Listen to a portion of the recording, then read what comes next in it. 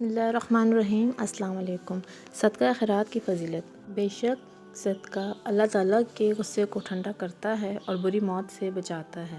صدقہ مال میں کچھ بھی کمی نہیں کرتا، بندے کے معاف کرنے سے اللہ تعالیٰ اس کو عزت ہی بڑھاتا ہے، اور جو شخص بھی اللہ تعالیٰ کی رضا کے لیے عاجزی اختیار کرتا ہے تو اللہ تعالیٰ اس کا درجہ ہی بلند فرماتا ہے۔ جو شخص ثواب کی نیت سے اللہ تعالیٰ کی رضا جوئی کے لیے صدقہ کرتا ہے تو اس کے لیے یہ جہنم سے رکاوٹ ہے۔ صدقہ برائی اور بدبختی کے 70 دروازے بند کر دیتا ہے۔ صدقہ اہل قبور سے گرمی کو ختم کرتا ہے اور مومن قیامت کے دن اپنے صدقے کے سائے تلے ہوگا۔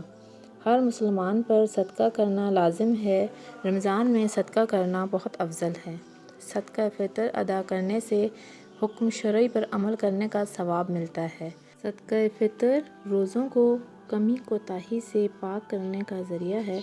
صدقہ فطر دینے سے ناداروں مفلسوں کی کفالت ہو جاتی ہے اور وہ بھی عید کی خوشیوں میں بھرپور شرکت کر سکتے ہیں۔